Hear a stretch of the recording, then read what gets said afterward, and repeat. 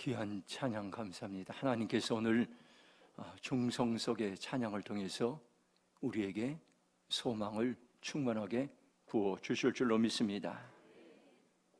하나님께서는 오늘 우리에게도 특별히 요셉을 사용하셔서 지도력을 부으신 하나님께서 오늘 우리에게 또다시 요셉의 은혜를 부으시기로 약속하시고 우리를 오늘 예배에 초청하셨습니다. 오늘 다시 한번 요셉을 살리시고 세우신 하나님께서 오늘 저와 여러분의 삶을 살리시고 회복시키는 은혜가 충만히 임할 줄로 믿습니다. 하나님께서는 우리 교회에 예배의 부흥을 약속하셨습니다. 매주 드리는 예배가 습관적인 예배가 아니라 하나님께서는 사모하고 갈급하는 심령들 위해 하나님께 매주마다 그때그때 은혜를 부어주시기로 약속하셨습니다. 오늘 이 시간도 우리의 마음의 문을 활짝 열고 은혜를 사모하는 시간이 되시길 바랍니다. 우리가 살아가면서 훈련을 통해 많은 일들을 이룰 수가 있습니다. 세상에 선한 영향력을 끼쳤던 사람들은 모두 다 훈련의 사람들이었습니다. 니비기토 선교의 창시자였던 노선 도르토맨의 그 한마디를 여러분들 평생 기억하시기 바랍니다. 제자는 태어나는 것이 아니라 훈련으로 되어진다는 그 말씀을 기억하시기 바랍니다. 리더는 저절로 되는 것이 아니라 리더는 훈련을 통해 되어지고 있습니다. 금주에 서울 남년의 목회교육 세미나가 대천에서 있습니다. 그곳에서 하루 잠깐 시간을 내어 체육관에서 목사님들이 지방대학 목회자 족구대회가 열립니다. 우리 지방에도 참석하는데 모여서 연습을 하는데 서로 시간이 분주해서 자주 연습을 하지 못합니다. 저는 개인적으로 잠깐 대림 운동장에 나가서 혼자 서브 연습을 할 때가 있습니다. 제가 하는 포지션은 서브 담당입니다. 늘 이렇게 한 30분씩이라도 계속해서 연습을 하고 있습니다. 족구 준비 팀장 목사님이 카톡에 이런 글을 올렸습니다. 족구 연습이 목요일, 금요일 새벽 7시, 주일 오후 6시 30분입니다. 조금만 더 연습과 훈련하면 상을 받을 수 있습니다. 이렇게 올렸습니다. 저는 이런 답장을 제가 올렸습니다. 카톡에다. 우승은 저절로 되는 것이 아니라 훈련으로 되어집니다. 끝까지 힘내시고 희망을 가졌으면 좋겠습니다. 그런 글을 남겼습니다. 하나님이 제게 주신 마음이 있었는데 족구대회 우승을 통해서 영등포 지방의 목회자들이 하나 되길 원하고 연합하기 원하고 이 승리의 기쁨을 누리면서 서로 격려하는 그러한 시간들이 되길 원하는 하나님의 마음을 묵상하는 가운데 제게 하나님이 주셨습니다. 그래서 저는 최선을 다해서 매일 연습하고 훈련하고 있습니다. 좀 무리가 가면 허리가 이제 좀 안 좋은데 요즘 복대를 차고 연습을 하고 있습니다. 하나님이 주신 마음을 이루기 위해서 준비하고 있는 것입니다. 하나님께서는 우리 교회 공동체에 놀라운 비전을 주셨습니다. 소망을 주셨습니다. 대림동을 살리는 믿음의 용사들이 우리 성도들 가운데서 일어나고 나라와 민족을 살리는 믿음의 용사들이 일어나고 열방과 지구촌을 세우는 믿음의 용사들이 일어날 것을 말씀하셨습니다. 어떻게 하면은 지역과 민족과 지구촌을 살리는 믿음의 용사들이 세워질 수 있습니까? 한 가지 분명한 것은 끊임없는 훈련으로 가능한 것입니다. 믿음의 용사들은 저절로 되는 것이 아니라 훈련을 통해서 세워진다는 것을 기억하시기 바랍니다. 우리가 훈련의 삶을 살아갈 때 도전을 주고 용기를 주고 또 모델되는 사람이 오늘 성경 본문에 나와 있습니다. 바로 요셉인 것입니다. 요셉은 훈련 학교를 통과하여 이집트를 살리는 국무총리가 되었습니다. 하나님은 야곱에게 이렇게 말씀하셨을 겁니다. 야곱아, 내가 너희 아들 요셉을 훈련시켜서 놀라운 지도자로 장차 쓰겠다, 이런 감동을 주셨을 겁니다. 그때 야곱은 아멘하고 그 말씀에 감동됐을 겁니다. 요셉에게도 꿈을 꾸게 하셔서 장차 지도자에 대한 비전을 주셨습니다. 그런데 야곱에게도 요셉에게도 리더가 되기 위해서 어떤 훈련 과정을 거쳐야 될지 하나님은 말씀하지 않으셨습니다. 오늘 창세기 말씀을 보면 요셉을 향한 훈련 과정이 시작됐습니다. 이 과정은 정말로 처절했던 것입니다. 하나님이 세우신 훈련 과정은 요셉이 원했던 훈련 과정과는 전혀 달랐던 것입니다. 상상도 하지 못할 엄청난 훈련의 과정이었습니다. 창세기 37장 18절 보면 요셉이 그들에게 가까이 오기 전에 그들이 요셉을 멀리서 보고 죽이기를 꾀하여, 이렇게 말씀. 요셉은 형들에게 배반을 당하고 그들은 요셉을 죽이려고 가까이 오고 음모를 꾸몄습니다. 만일 우리들이 이런 일을 한 번만 당했다면 우리는 평생 이것이 상처가 되어서 고통 가운데 헤어나지 못한 사람들이 많이 있습니다. 그런데 계속 하나님은 요셉을 훈련하기 위해 넣으셨습니다. 창세기 37장 24절 보면 그를 잡아 구덩이에 던지니 그 구덩이는 빈 것이라 그 속에 물이 없었더라. 그들은 요셉을 물 웅덩이에 던졌습니다. 창세기 37장 28절 보면 그때 미디안 사람 상인들이 지나가고 있는지라 형들이 요셉을 구덩이에서 끌어올리고 은 20을 그를 이스마엘 사람에 팔매 그 상인들이 요셉을 데리고 애굽으로 갔더라. 요셉은 미디안 상인들에서 노예로 팔려갔습니다. 창세기 39장 1절 보면 요셉이 이끌려 애굽에 내려가며 바로의 신하 친위대장 애굽 사람 보디발이 그를 그리로 데려간 이스마엘 사람의 손에 요셉을 사니라, 이렇게 말씀합니다. 요셉은 이제 이집트로 끌어가서 경호대장 보디발의 집에서 종살이를 하게 되었습니다. 창세기 39장 20절 보면 이에 요셉이 주인이 그를 잡아 옥에 가더니 그 옥은 왕의 죄수를 가둔 곳이었더라. 요셉의 옥에 갇혔으나 요셉은 누명을 쓰고 감옥에 갇혔던 것이, 이처럼 요셉은 처절하게 훈련을 받았던 것입니다. 형들에게 배반을 당하고 웅덩이 속에 들어가고 노예로 팔려가고 종살이하고 누명을 쓰고 감옥에 들어갔던 것입니다.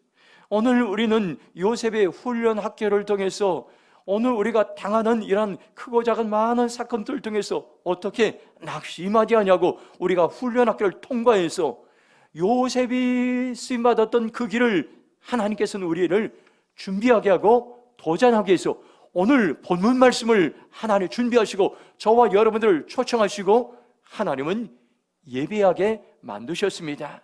창세기 45장 4절 말씀 같이 한번 읽도록 하겠습니다. 함께 읽겠습니다.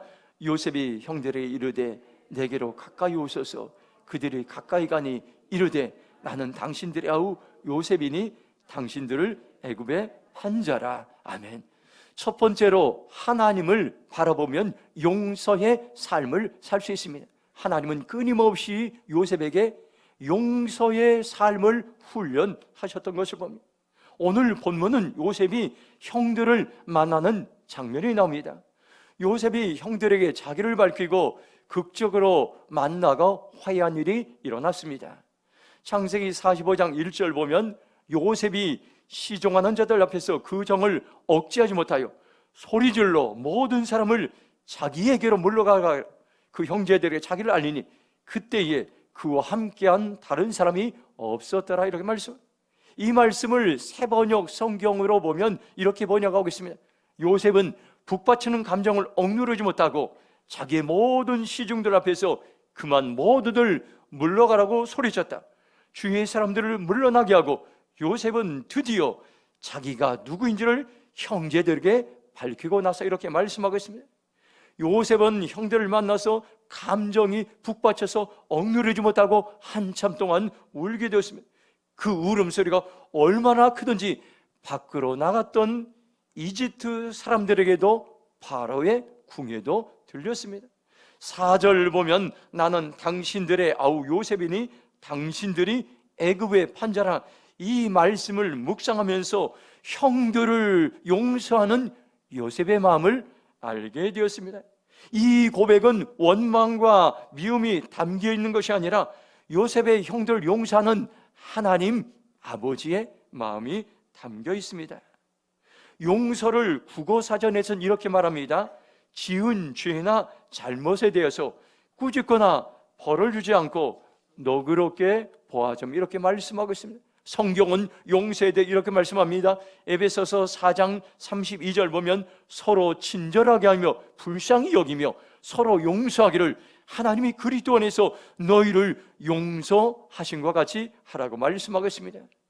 우리가 어떻게 하면 다른 사람들을 용서할 수가 있습니까? 우리가 용서의 삶을 살 수 있는 비결이 있습니다. 하나님이 먼저 나에게 찾아오셔서 용서해 주셨고 용서의 모델이 되셨습니다. 용서는 뭡니까? 친절하게 대하는 것입니다. 용서는 불쌍히 여기는 것입니다. 용서는 하나님의 마음을 신천하는 겁니다. 용서는 서로 하는 것이라고 말씀해 주겠습니다. 우리는 이 땅에서 태어나서 언젠가는 이 세상을 떠납니다. 그런데 이 세상을 떠날 때에 마음에 양심이 있는 사람들은 죽기 전에 반드시 후회하는 것이 한 가지가 있다고 합니다. 살면서 다른 사람들과 원수를 맺은 것입니다. 그 당시에는 원수로 여겼지만은 인생을 마무리할 때는 그 사람을 찾아가서 용서를 받고 싶은 것이 바로 인생을 마무리할 때 가장 간절한 소원이요, 이것은 하나님이 주신 마음입니다. 저도 오랫동안 부목사를 하면서 제가 섬겼던 세 분의 목사님들이 계신데 한결같이 47년생이들이었습니다. 하나님은 그분들을 통해 저를 훈련하기를 원하셨는데 그 당시에는 저는 그것을 깨닫지 못했습니다. 나를 어렵게 했던 것들만 생각났습니다. 작년 목회 30주년을 되돌아보며 제주도에서 안식월을 지날 때 저를 돌아보는 시간을 가지게 됐습니다. 나를 힘들게 했던 담임 목사님이 생각나서 카톡으로 글을 올렸습니다. 지난해를 생각해보니 제가 부목사로 있으면서 잘못한 것이 많이 있었고 용서를 구한다고 글을 보냈습니다. 그리고 마음이 평안해진 것을 느끼게 되었습니다. 우리가 하나님을 바라보는 훈련학교를 통과할 때 지속적인 성장을 이루는데 이 지속적인 성장의 핵심이 바로 용서의 삶인 것입니다. 용서가 없이는 신앙이 자랄 수가 없습니다. 내 인생에서 여러분들 성장하지 못하면 가장 비참합니다. 신앙이 자랄. 그런데 우리는 보는 대로 성장할 수가 있습니다. 누구를 보느냐에 따라서 우리의 신앙이 자랄 수가 있습니다. 몇 년 전에 홍성건 목사님을 주위에서 보는 시간이 있었습니다. 그분은 자신을 비난하고 정죄하고 헛소문을 퍼뜨리는 사람들에게 대응하지 않고 용서하는 삶을 살아내는 것을 제가 보게 되었습니다. 오늘 우리는 보는 만큼 우리의 삶이 성장하고 자랄 수가 있습니다. 우리가 살아가면서 미움이라는 죄를 처리하지 않고 계속 놔두면 어떤 일들이 일어날까요? 이것은 과학적입니다. 용서하지 않고 미움을 방치하면 암세포를 그대로 놔두는 것과 같습니다. 영적인 사망이 찾아오고 이 미움은 암세포와도 같은 것입니다. 우리가 건강검진을 하다가 암세포를 발견하면 어떻게 반응합니까? 모든 일들을 다 중단합니다. 하던 일도 중단합니다. 당장의 병원에 입원해서 암세포를 제거하는 일을 합니다. 암세포는 번지기 전에 빨리 제거됩니다. 마찬가지입니다. 이 용서의 미움의 문제도 암세포와도 같은 것입니다. 이것을 방치하면 방치할수록 이것은 여러분들 암이 퍼지는 것 같은 것입니다. 바로 지금이 이때가 하나님을 바라보며 용서의 삶을 살 때인 것입니다. 이때가 하나님을 바라보며 용서의 삶을 훈련할 때인 것입니다. 가을은 결실의 계절입니다. 우리가 남게 될 열매가 무엇입니까요? 바로 용서의 열매인 것입니다. 마태복음 18장 35절 보면 이렇게 말씀합니다. 너희가 각각 마음으로부터 형제를 용서하지 않으면 나의 하늘 아버지께서도 너희에게 이와 같이 하시리라. 이렇게 말씀합니다. 서로 비판하고 정죄하는 것은 하나님의 뜻이 아닙니다. 하나님은 지금 우리에게 용서의 훈련학교를 통과하라고 말씀하고 있습니다. 내가 용서해야 될 사람이 누구입니까? 내 힘으로 용서할 수 없는 사람이 누구입니까? 지금 용서의 삶을 살겠다고 결정하시기 바랍니다. 그러면 성령님은 우리에게 찾아오셔서 용서의 마음을 부어 주실 줄로 믿습니다. 두 번째로 한번 보겠습니다. 창세기 45장 5절입니다. 같이 읽겠습니다. 당신들이 나를 이곳에 팔았다고 해서 근심하지 마소서, 한탄하지 마소서. 하나님이 생명을 구원하시려고 나를 당신들보다 먼저 보내셨나이다. 아멘.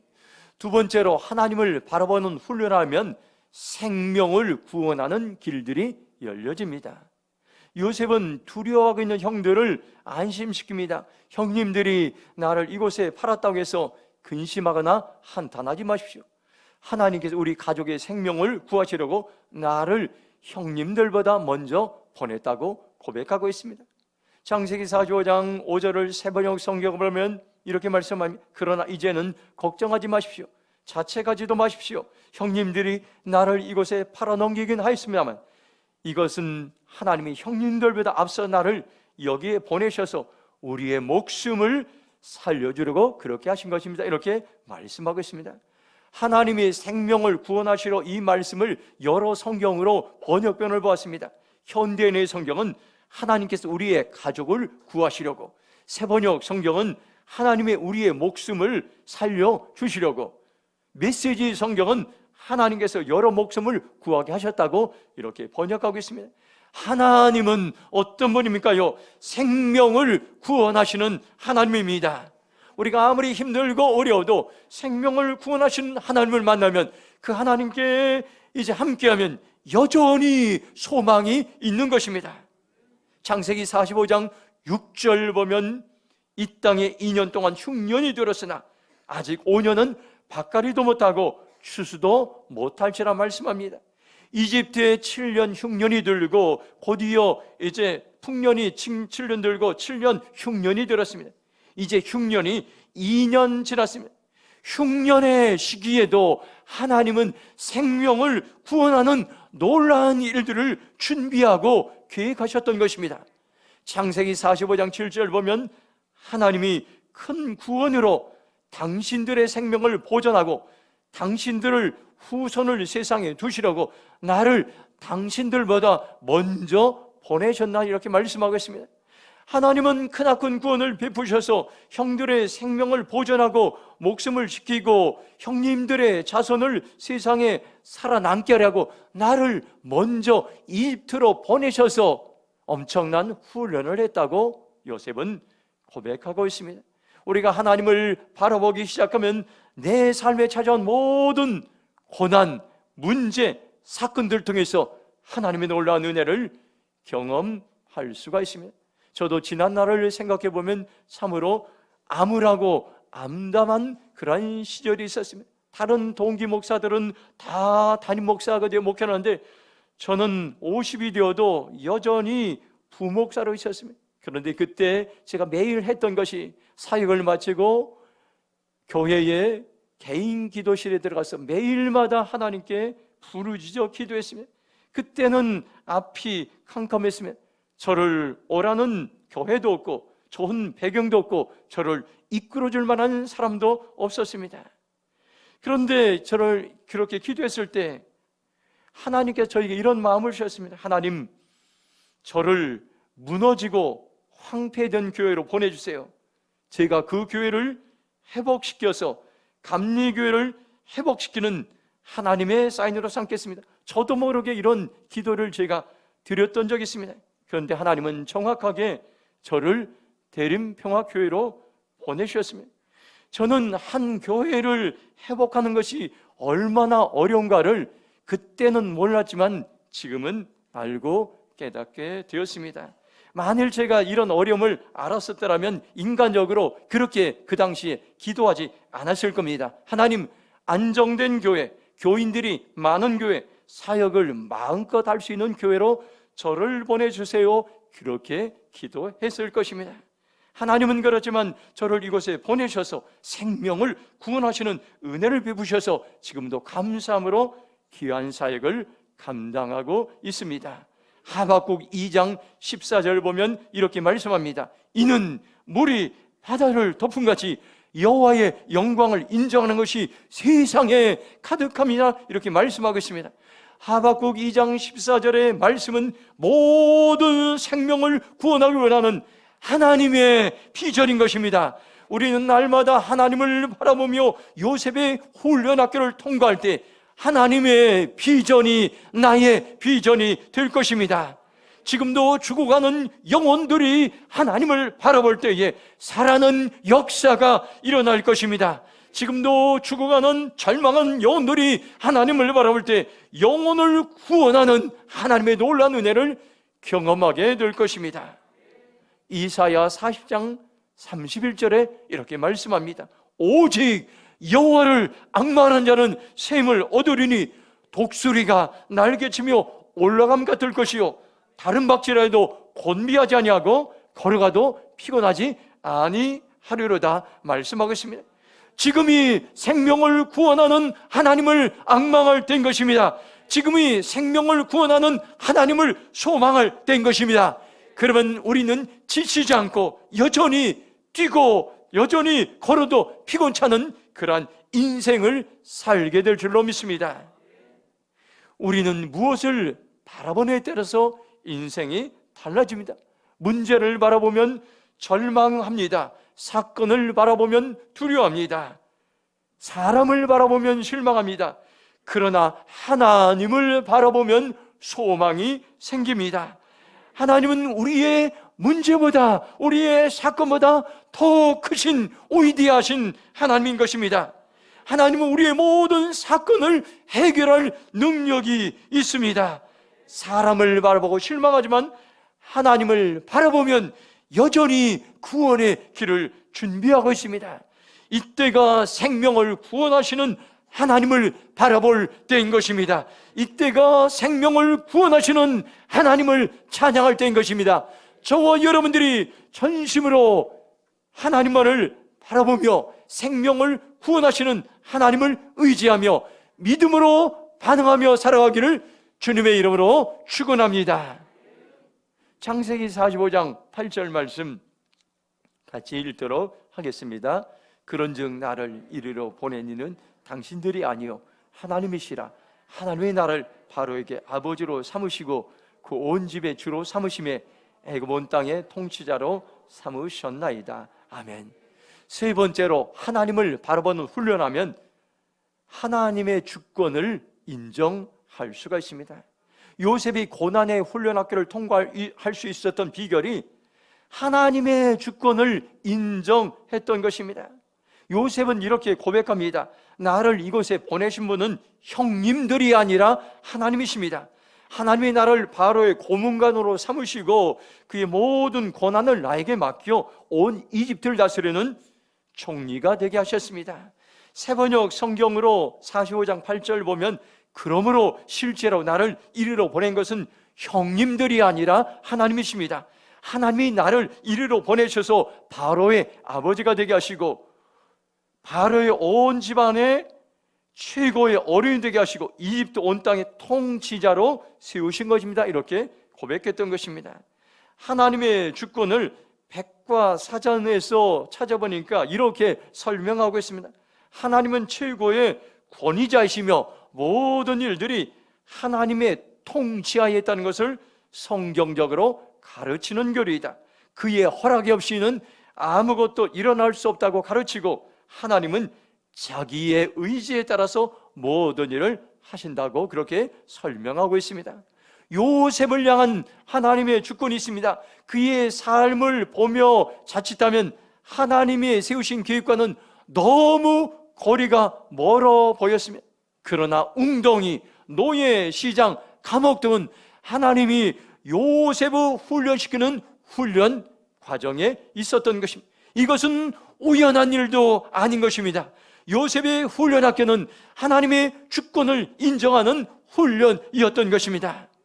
하나님께 쓰임받았던 사람들의 공통점은 요셉이 밟았던 하나님의 주권을 인정하는 훈련을 매일마다 살았던 것입니다. 광야의 인생을 살 때 그곳에서 교실과 선생과 과목을 보내시는 하나님을 만나고 당장에 이해할 수 없지만 그 훈련을 통과할 때 하나님께서 그들을 들어 역사에 사용하셨던 것입니다.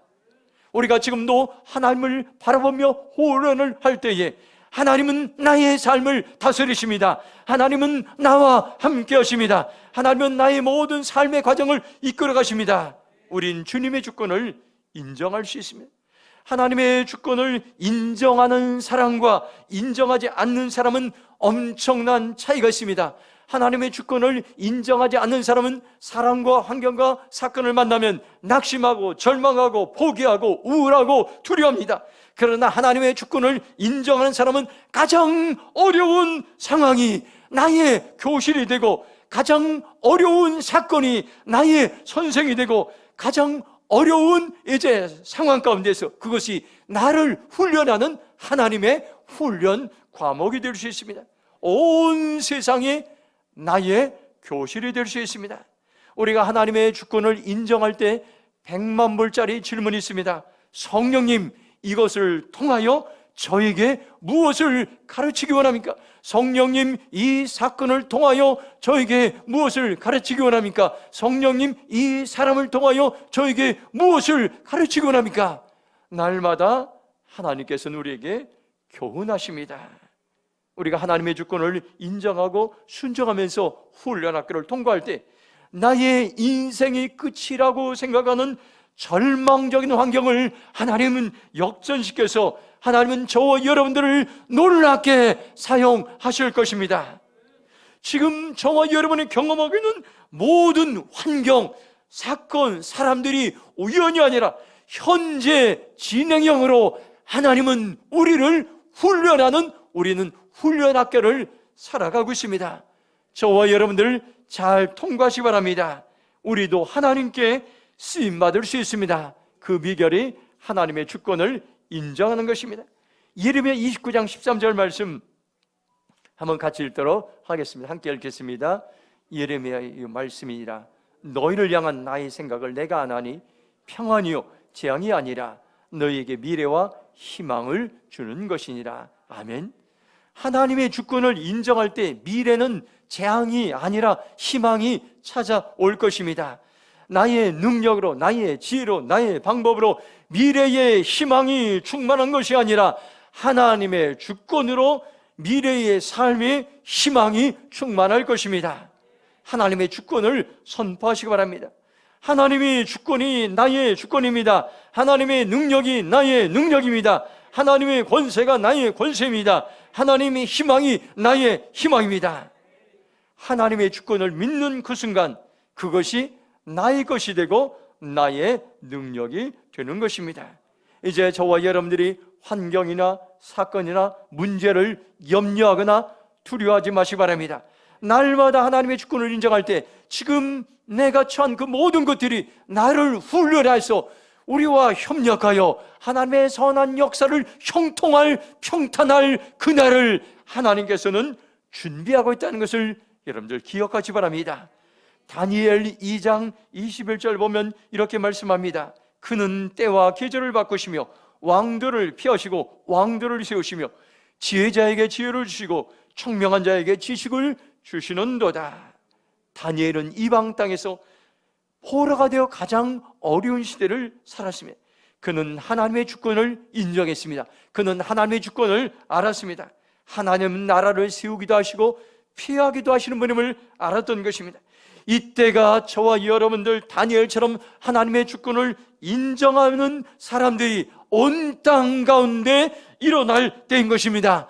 하나님은 대한민국을 높이기도 하시고 낮추기도 하십니다. 하나님은 교회를 높이기도 하시고 낮추기도 하십니다. 하나님은 우리를 높이기도 하시고 낮추기도 하십니다. 하나님은 온 땅에 하나님의 영광을 드러내는 나라들을, 교회를, 개인을 사용하십니다. 역대하 29장 11절 말씀을 여러분들 기억하시기 바랍니다. 여호와여, 위대하심과 권능과 영광과 승리와 위엄이 다 주께 속하였사오니 천지에 있는 것이 다 주의 것이로소이다. 여호와여, 주권도 주께 속하였사오니 주는 높으사 만물의 머리이십니다. 이렇게 말씀하고 있습니다. 위엄, 능력, 영광, 승리, 존귀가 모두 하나님의 손에 달려 있습니다. 역대하 29장 12절 보면 부와 기가 주께로 말미암고 또 주는 만물의 주지가 되사 손의 권세와 능력이 있사오니 모든 사람을 크게 하심과 강하게 하심이 주의 손에 있나이다 말씀하고 있습니다. 부와 존귀, 만물을 다스림, 권세와 능력이 사람이 위대하고 강하게 되는 것이 하나님의 손에 달려 있습니다. 이 시간 여러분들 하나님의 주권을 기억하시기 바랍니다. 하나님은 어떤 사람들을 들어 사용하십니까? 하나님의 이름을 드러내는 사람, 하나님의 이름을 자랑하는 사람, 하나님의 이름을 찬양하는 사람들을 들어 사용하십니다. 하나님은 지금도 우리를 향해 기대하고 있습니다. 우리를 사용하기 원합니다. 나를 자랑하는 것이 아니라 하나님의 주권을 인정하는 사람들을 찾고 있습니다. 그러면 하나님의 승리가 나의 승리가 됩니다. 하나님의 주권이 나의 주권이 됩니다. 하나님의 용서가 나의 용서가 됩니다. 하나님의 생명을 구원하는 능력이 나의 능력이 될 것입니다. 저와 여러분들이 하나님의 주권을 인정하는 만큼 하나님은 우리를 사용하실 것입니다. 이 시간 저와 여러분들이 하나님의 주권을 믿음으로 선포하겠습니다. 함께 선포하겠습니다. 나는 사랑과 사건, 환경을 바라보지 않고 주님의 주권을 인정하겠습니다. 나는 광야 속에서도 요셉처럼 믿음으로 응답하겠습니다. 나는 요셉처럼 범사에 하나님의 주권을 인정하고 감사하는 삶을 살겠습니다. 아멘. 우리가 하나님의 주권을 인정할 때 그 힘든 상황은 나를 훈련하는 교실이 되고 나의 선생이 되고 나의 수호 과목이 됩니다. 요셉이 하나님을 바라보는 훈련학교를 통과했을 때 그는 이집트를 섬기는 지도력을 하나님께서 부어주셨습니다. 오늘 저와 여러분은 하나님을 바라보는 훈련학교에 입학하고 훈련 중입니다. 우리는 이 기간 중에 무엇을 훈련합니까요? 하나님을 바라보며 용서의 삶을 살아야 됩니다. 하나님을 바라보며 생명을 구원하는 그 길을 바라봐야 될 것입니다. 하나님을 바라보며 하나님의 주권을 인정하는 삶을 살기 원합니다. 이 시간 저와 여러분들이 결단하시기 바랍니다. 주님, 제가 날마다 하나님을 바라보며 용서의 삶을 살겠습니다. 주님, 제가 날마다 하나님을 바라보며 생명을 구원하는 하나님의 은혜를 경험하겠습니다. 주님, 제가 날마다 하나님을 바라보며 주님의 주권을 인정하는 삶을 살겠습니다. 결단하는 복된 삶이 되길 주님의 이름으로 축복합니다. 이 시간 함께 동성으로 기도하겠습니다.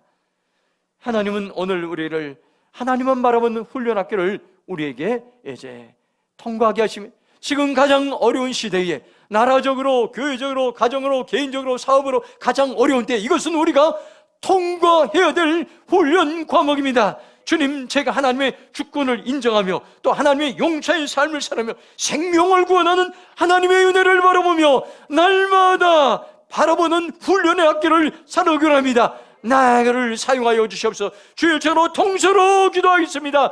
주여, 아버지 하나님 감사합니다. 하나님을 바라보는 훈련의 학교 우리를 아버지 하나님 입학하게 하시고 우리가 아버지 하나님 요셉의 걸 같은 그 길을 걸어가기 원합니다. 아버지 하나님 광야의 아버지의 시즌을 통해서 낙심하지 말지어다. 요셉과 같은 믿음의 용사들이 일어날지어다. 용서의 용사들이 일어날지어다. 생명을 구원하는 믿음의 용사들이 일어날지어다. 하나님의 주권을 인정하는 하나님의 믿음의 용사들이 일어날지어다. 하나님, 우리가 하나님의 훈련의 길을 통과하며 나아갑니다. 요셉이 걸어갔던 그 길을 걸어가기 원합니다. 우리를 훈련하여 주셔서, 나를 훈련하여 주셔서, 우리 교회를 훈련하여 주셔서, 이 나라 민족을 훈련하여 주셔서 우리가 하나님께로 돌아가기 원합니다. 우리가 하나님을 경외하기 원합니다. 성령 역사하여 주시옵소서. 하나님 감사합니다. 우리가 사람과 사건과 환경을 믿음의 눈으로 바라볼 수 있도록 우리를 열어주심을 감사합니다. 하나님만 바라보며 하나님 용서의 삶을 살기로 결정합니다. 하나님만을 바라보며 생명을 구원한 놀라운 은혜를 경험하기로 결정합니다. 하나님만을 바라보며 어떤 상황 속에서도 낙심하지 않고 하나님의 주권을 인정하는 삶에서 살기로 결정합니다. 우리를 사용하시고 요셉에게 임했던 지도력과 권세와 능력을 부으셔서 마음껏 우리를 들어 사용하여 주시옵소서. 감사하며 축복하며 예수님의 이름으로 기도했습니다. 아멘.